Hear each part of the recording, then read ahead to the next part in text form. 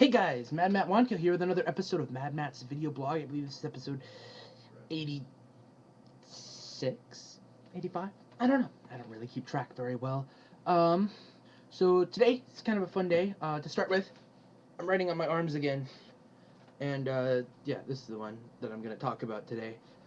These two started with me trying to come up, like I was talking to one of my coworkers, and I'm like, what are the, like blah blah blah, I don't know how it came up, but suddenly I'm like, Ender's Game. Ender's Game would be one of my, must-read sci-fi books that I think everybody needs to read. And then I'm like, pause, and like, I wonder what my other ones are. So I started writing them on this arm, and I have 1, 2, 3, 4, 5, 6, 7. One of which is kind of sketch, because I don't know if it counts as sci-fi anymore. Which is awesome. That some sci-fi that was written in like the 60s is no longer sci-fi. So I'm very pleased with that. And then, I'm in the middle of writing this list, and I'm coming up with a bunch of fantasy books, and so I started writing them on my other arm with my left hand, which is not very good, but I think I found better ways to do it, so at least I can slightly make out what I'm saying. And then I was in the middle of writing that list. I came up with a 1, 2, 3, 4, 5, 6, 7, 8. 8 for that list. So I want 2 more on there. And, I don't know. 1, maybe 3 of them are kind of sketch. I don't know. Still not entirely sure. Not sold on this list. It's just a work in progress. And then I came up with 10 sci-fi movies that are movies and TV shows that I think are must watch. That if you haven't seen anything from this list, you need to. So this list is probably going to be a lot of things that you guys have seen. And once again, it's another list that I'm kind of like 1 or 2 of them are kind of sketch, and so if you guys want to discuss, and you want to prove me wrong and come up with a better one, that is fine. That is absolutely fine with me. But we'll hold off on that, and I'm going to talk about OpenCV. As I kind of said yesterday, I'm starting going to bed at like 11, so I can wake up early. Maybe I'll start going to bed at 10, so I can get up even earlier. And I'm making it to effectively an 8 o'clock class at the college. The class itself is at 10, which is when I work, but I've decided to start coming in at 8 and sit and spend an hour thinking about, it's for my robotics class. So I'll spend an hour coding or thinking about my robot, or today, because no one else seemed to be there and there wasn't anything else to do, I spent an hour reading documentation about OpenCV, which is possibly the most amazing programming library that I've can think of right now. I don't know. Maybe a graphics library is kind of sweet, but this is really cool too, and I'm going to be definitely going to be using a lot of it. And it's OpenCV is the name of it, written for C++, I think is what it is, or C or something like that. And what it is it stands for Open Computer Vision. Open as an open source, so it is, it doesn't cost anything to make or to implement. And computer vision, what it means is it lets your computer box that you're looking at right now take an image, or a series of images, also known as video, and be able to apply computer algorithms to it to be able to interpret things like automatic color correction and stuff like that inside of a video, or edge detection, or where it picks up and says, oh look, there's something blue, let's draw a line through it. That's something that I'm hopefully going to do, and so I'm probably not going to throw away this piece of trash. My thumb drive, I was looking for that today. I need to go and lanyard it to my keys. Anyway, so OpenCV is going to be awesome. I already got a bunch of projects lined up. I do want to do, being able to trace, and I was going to do like a red ball, but a blue one will work too. I also want to, I'm pretty sure that I should be able to teach it to macro Minecraft for me, where I tell the program outside of Minecraft and say, hey, mine this tree, start tree farming for me. And so it goes, Roger, or I don't know, Roger, why not, it's a computer sound. And so it'll grab its axe and go chop, chop, chop, chop, chop, mine a tree, drop a sapling, bone meal, and like, hey, there's a tree in front of me. If there's a tree, chop, chop, chop, chop, chop. No tree? Okay. Sapling. bone meal, and just keep repeating until it's out of bone meal or out of saplings or out of axe is, I think, will be what it is. Anyway, I'll be able to have it effectively strip mine for me and do stuff like that, which is awesome, because wood's, you know, eventually wood does stop being extremely useful in Minecraft, but that's kind of far down the list. It's still really useful for a while, and even later game things require it. So yeah, totally gonna have my computer do that. So that's the cool things about OpenCV, and I've decided, since I'm probably going to end up being at MSU for a while, I am going to friggin' pwn OpenCV.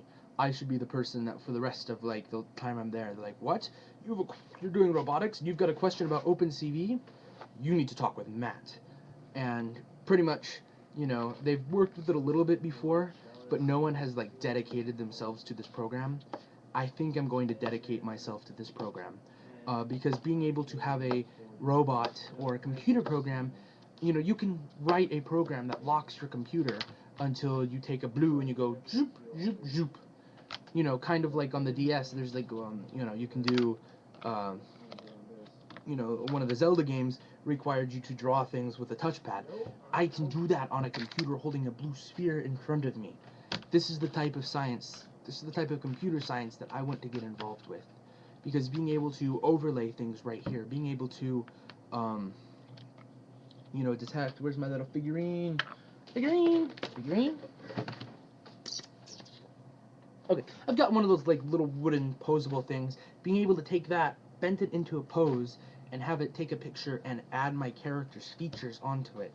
So instead of, you know, painstakingly sketching it, and then scanning it, and then inking it, I can go pose, picture, done. I would not do that for Change is Good, because Change is Good is done in a certain way, and I'm going to keep doing it that certain way until the comic is complete. I'll do different projects in different ways, different stories in different ways, and I think that's an important way of doing it. So that's OpenCV. I'm really excited about it.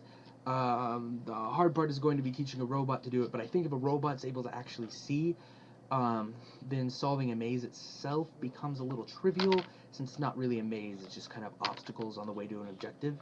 And I'm thinking, I don't know, I might talk, I know at least one person who's been in robotics before, watches this on occasion. So, I don't know, I might talk about it more with diagrams and stuff. Arm list. So these 10, this is once again 10 media, movie type things, movie and TV show type things that I think everyone should have at least seen some of or know about. And there are things on here that I'm kind of thinking of might deserve to be on here better. I don't know. This is just a list I came up with and got to 10 and stopped because I wanted a list of 10. And that's the reason you're not getting these today yet. So first of all, and these are in no particular order. In fact, no, I don't care enough to alphabetize them. It's going to be a little bit too difficult. So anyway, item 1 on my list of top 10 is The Matrix. You know, The Matrix is the computer simulation. Really gave cyberpunk a massive boost in people knowing what it is. And you know, there's a lot of lines in Matrix and a lot of concepts in Matrix that I've seen parodied in a lot of things. And I think that's important. That something, you know, that is need to see is parodied. And I think that's my defining rubric, but it's not quite my defining rubric. So, anyway, number 1 is Matrix. At least the first Matrix. I don't know about the rest of the series. That's up to you and your individual person. 2 is Star Trek. Star Trek might be the greatest sci-fi TV show ever.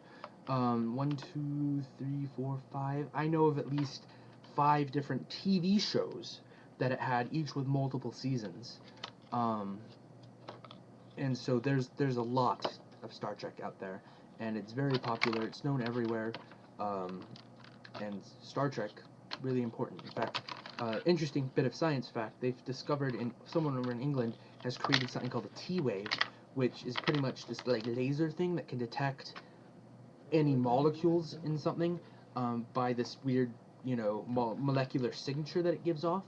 And so, the article, of course, is talking about how in the future, tricorders are going to be possible. And tricorders are Star Trek technology, which is a little handheld thing that goes deep.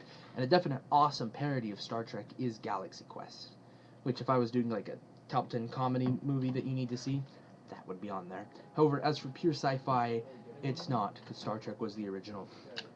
Next on the list, number 3 is Star Wars. Star Wars really made sci-fi commonplace. I mean, Star Trek was there before, and some of the other things on the list were there before. But I think Star Wars kind of legitimized, the entire genre, made it its own genre instead of just, a version of fantasy. And it really brought space into your home and made it common.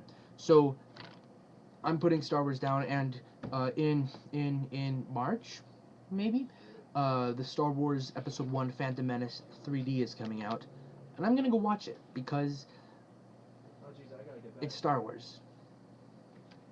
You have to watch Star Wars. It's just one of those things. 4. Serenity. Serenity and Firefly. Personally, people shouldn't stone me. Firefly isn't my favorite TV show. I own it. I'm very happy that I own it. But it's hard for, it's good. It's really good, but it's hard for me to get into because the type of story that they're telling isn't my type of story. And part of it is that I've, seen it before. So that's not necessarily helping.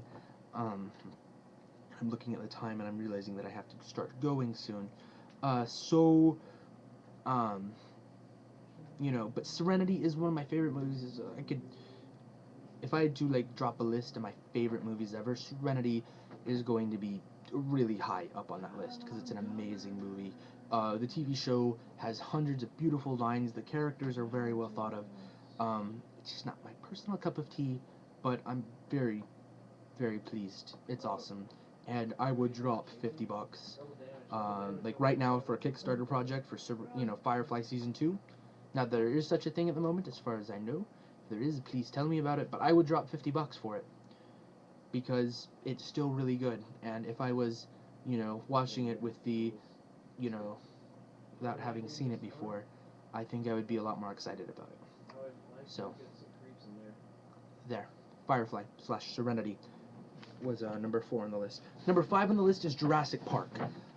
This one seems a lot less sci-fi than a lot of the other ones. The other ones are like space, time. No, I didn't do any time travel yet. Space and computers. This one's just cloning. But it's cloning dinosaurs, and it's awesome. And it is a sci-fi. It is science fiction. So I really like it, and it is, it's been out for a long time, and it's still really awesome. I've watched it, fairly recently. I own a copy of it, which is impressive, because I don't actually own a copy of any of the Star Wars movies. I don't really own anything of Star Trek either. Don't own The Matrix. I do own both Serenity and Firefly. And I do own Jurassic Park 1. 2 and 3, are, but they're all sci-fi. Don't know what else they're trying to try and do, but, I think Jurassic Park is extremely important because it shows, because it was a very, very big thing about mixing different types of, it did puppetry, it did CGI, and it did robotics to make a very good movie. Jurassic Park is classic. So hold on to your butts. We're going on to number 6, which is Doctor Who, which is slightly sketch on my list because it is very sci-fi, but it doesn't feel as, required. Mainly because a lot of people don't know it. Doctor Who is a British TV show about an alien time traveler that looks human, that does a bunch of stuff. So I really, really love Doctor Who. I own all but 2 seasons of the new stuff. I haven't really watched any of the old stuff, but I might be fixing that soon. So, that's Doctor Who. Number 7.